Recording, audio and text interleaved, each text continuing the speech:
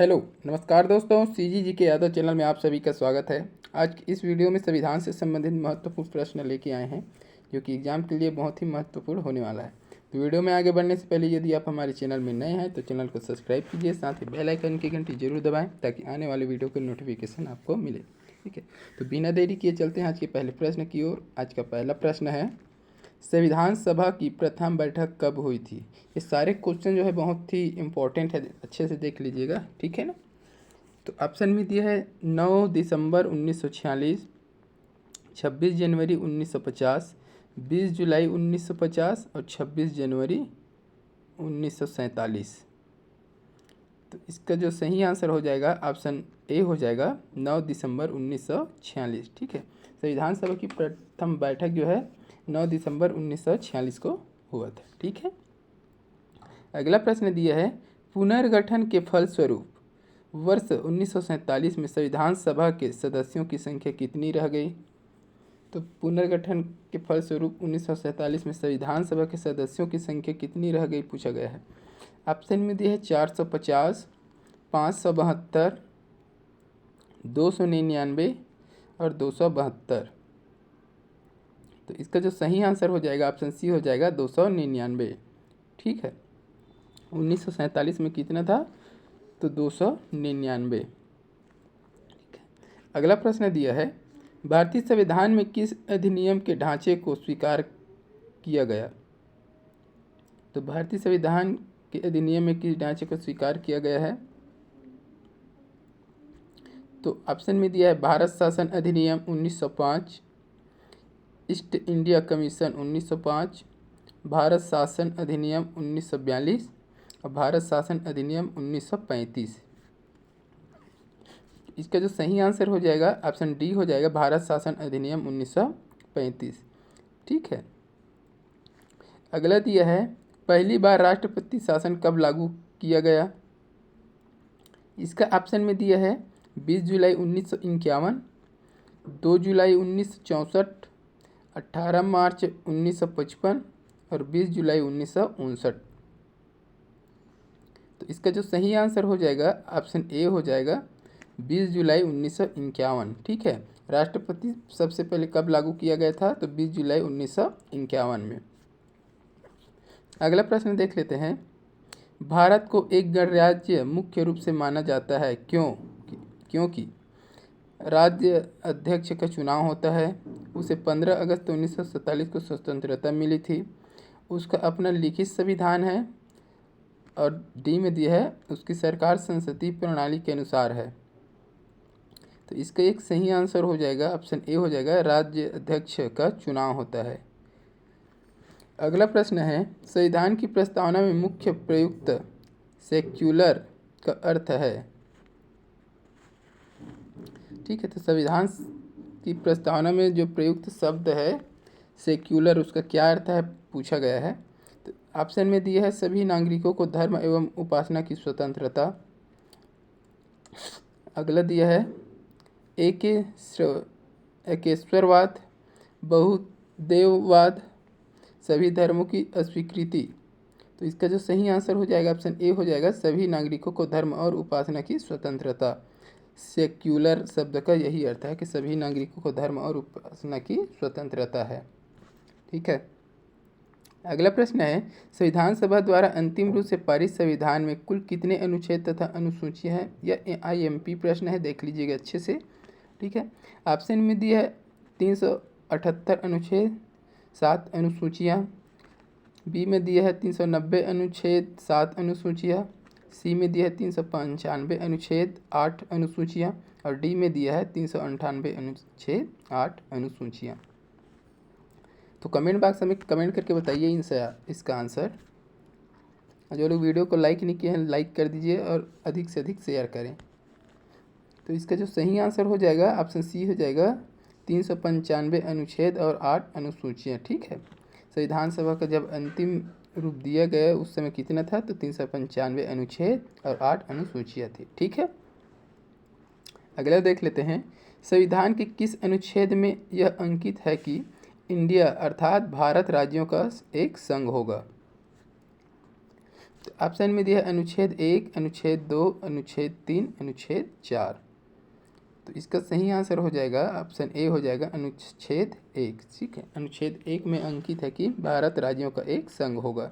ठीक है, अगला दिया है संविधान के अनुच्छेद 1 में भारत को क्या कहा गया है। तो संविधान के अनुच्छेद 1 में भारत को क्या कहा गया है। तो परिसंघ, महासंघ, परिसंघ प्रबल एकात्मक आधार के साथ राज्यों का संघ। तो इसका सही आंसर हो जाएगा डी हो जाएगा राज्यों का संघ। अभी ऊपर जो पढ़े ना वही है। ठीक है, ऐसे घुमाकर दे देगा। अगला प्रश्न है संविधान सभा का स्थायी अध्यक्ष कौन था। तो संविधान सभा का स्थायी अध्यक्ष कौन था। ऑप्शन दिया है महात्मा गांधी, जवाहरलाल नेहरू, भीमराव अंबेडकर, डॉक्टर राजेंद्र प्रसाद। इसका सही आंसर हो जाएगा ऑप्शन डी हो जाएगा डॉक्टर राजेंद्र प्रसाद। ठीक है, संविधान सभा स्थायी अध्यक्ष है। अगला है भारत के पहले राष्ट्रपति के रूप में डॉक्टर राजेंद्र प्रसाद का चुनाव किसने किया। तो ऑप्शन दिए है संविधान सभा द्वारा, महात्मा गांधी द्वारा, प्रधानमंत्री द्वारा, इनमें से कोई नहीं। तो इसका जो सही आंसर हो जाएगा ऑप्शन ए हो जाएगा संविधान सभा द्वारा। ठीक है, डॉक्टर राजेंद्र प्रसाद को राष्ट्रपति किसके द्वारा चुना गया है। तो संविधान सभा के द्वारा।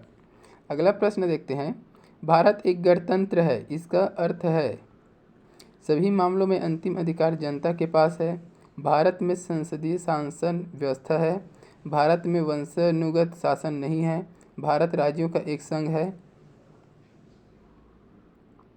तो इसका जो सही आंसर हो जाएगा ऑप्शन सी हो जाएगा भारत में वंशानुगत शासन नहीं है। अगला है निम्नलिखित में से कौन सा शब्द भारत के संविधान की उद्देशिका में नहीं है। तो समाजवादी दिया है, पंथ निरपेक्ष, प्रभुत्व संपन्न, लोक कल्याण। तो इसका सही आंसर हो जाएगा ऑप्शन डी हो जाएगा लोक कल्याण शब्द जो है संविधान में नहीं है। अगला दिया है कल्याणकारी राज्य की उद्देश्य है। जो कल्याणकारी राज्य है उसका क्या उद्देश्य है। अधिकतम संख्या का अधिकतम कल्याण सुनिश्चित करना, कमजोर वर्गों के कल्याण का प्रबंधन करना, सभी नागरिकों को स्वास्थ्य सुविधाएं प्रदान करना, और डी में दिया है उपर्युक्त में से कोई नहीं। तो इसका सही आंसर हो जाएगा कमजोर वर्गों के कल्याण का प्रबंधन करना। कल्याणकारी राज्य का उद्देश्य क्या है। तो कमजोर वर्गों के कल्याण का प्रबंध करना। अगला देख लेते हैं वर्तमान नवंबर 2016 में भारतीय संविधान में गणना की दृष्टि से कुल कितने भाग और अनुसूचियां हैं। तो इसमें ऑप्शन दिया है 22 भाग 5 अनुसूचियां, 22 भाग 12 अनुसूचियां, 395 भाग 12 अनुसूचियां, और डी में दिया है 14 भाग 12 अनुसूचियां। तो इसका सही आंसर हो जाएगा ऑप्शन बी हो जाएगा 22 भाग 12 अनुसूचियां। ठीक है, इसको याद रखना। अगला है वर्तमान नवंबर 2016 में भारतीय संविधान में धाराओं की कुल संख्या है। तो इसका जो सही आंसर हो जाएगा ऑप्शन डी हो जाएगा। ठीक है, 448 धारा है। अगला प्रश्न देखते हैं लोकसभा तथा राज्यसभा की संयुक्त बैठक कब होती है।